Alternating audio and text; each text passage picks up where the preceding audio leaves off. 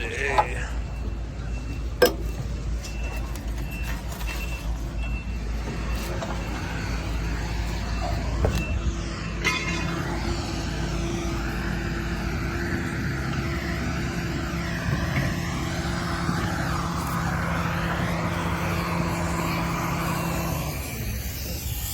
This they poured concrete on Friday.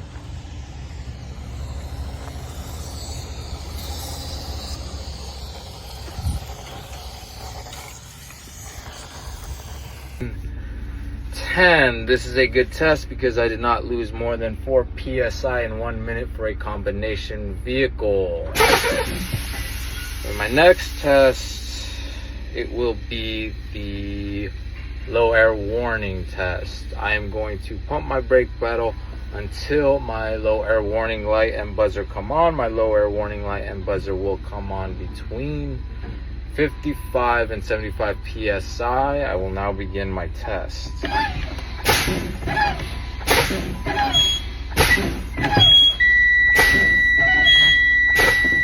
My low air warning light and buzzer have come on. From where I'm sitting, my primary PSI reads 70. My primary PSI reads 70. This is a good test. Wednesday, as you can see, I'm here at the training site, but all you can see is the sky. It's lunchtime, but I'm getting my steps in because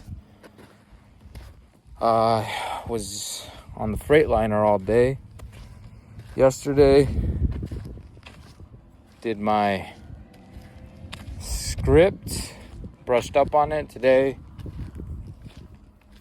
It all came back to me without reading the script, and we just started driving around, taking laps, backing up, keeping it in line. Yeah, it's starting to heat up. We don't know if we're gonna be back at Chesterton tomorrow. So if we're not, we're gonna be here and we'll get that CDL. And yeah, cut the ends and done that fade. So we'll see what tomorrow brings. For tomorrow. And tomorrow, yes, it's a private class, and I'm also gonna. Alright guys, start warming up. We'll go in about 5 minutes. Start warming up. You can sit together. Right, so it's Friday the 13th. June. So this week's tale of the trade is very diverse. It's short, but it's all right.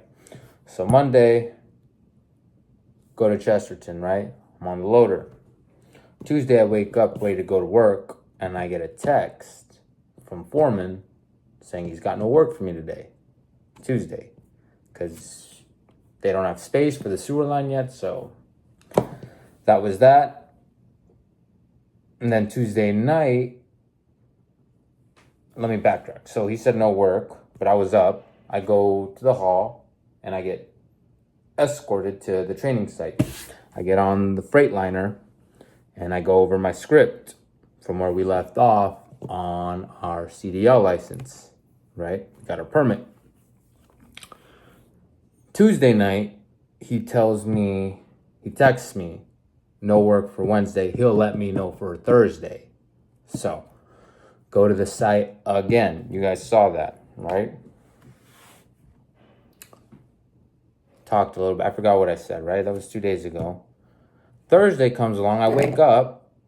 I call him, my foreman, do you have work for me today?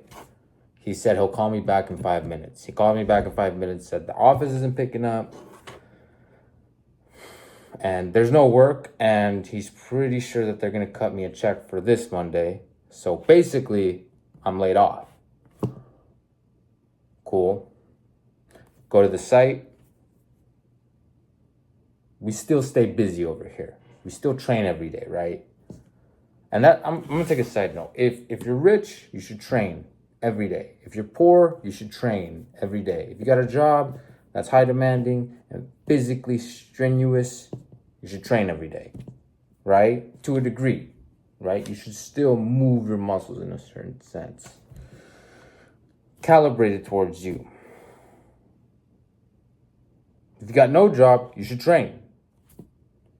If you smoke, you should train. If you drink, you should train. If you don't drink, you should train. Especially as a man. There's no way around it. Now, that was that.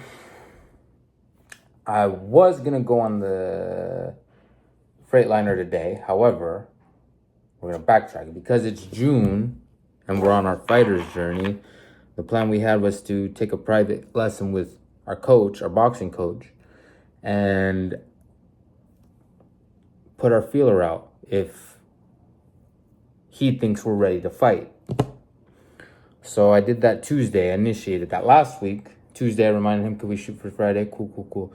I think yesterday, when I was at the training site, he texted me and a few others in a group chat saying, come tomorrow at 10 to the arena for some sparring to get some work in. So I went to my old gym. Very few people know my journey, right? So I started at the arena, then I trained at Victory, right? In that order. So I went back to the arena, sparred today at 10. And I have a short coming out, probably already dropped. No, probably not dropped, but going in detail. What basically, he likes good work today, right? How I was working. And he said he'll corner me. I've passed his threshold. I've passed his threshold for amateur. So looks like 2026 we will be fighting. So that was Friday. That was what you saw just now, the arena, right before I sparred. So, and another thing too, I got dispatched today to FJ Willard. So that happened because I went to the hall around 2, put my name on the list, and like an hour later, I got a call on dispatch for a TopCon GPS grade checker. Although I got friends in the industry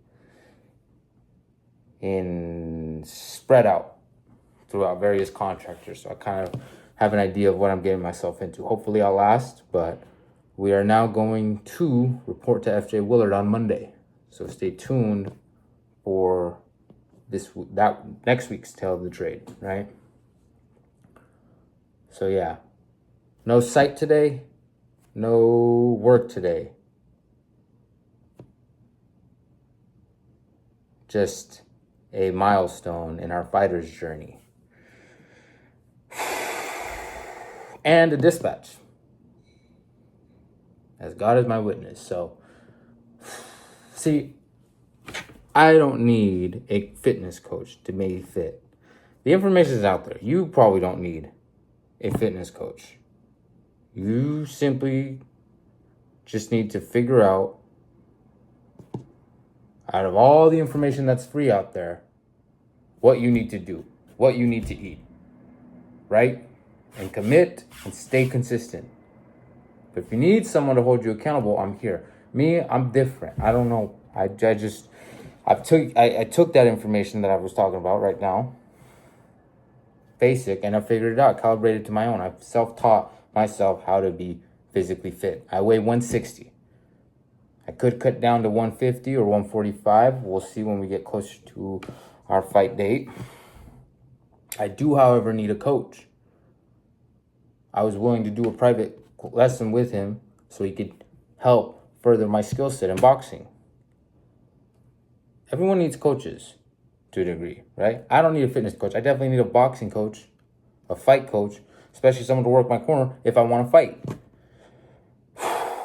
It's all about how bad you want it. You got to want it. A lot of you need to get in shape, but it doesn't mean anything if you don't want to get in shape. So I think that's it. Maybe I forget something, so I'll probably come back. I'm not going to edit this. Just clip them together, post it, deal with it. It is what it is. I'm busy. But stay tuned, stay safe, stay sexy. Peace out.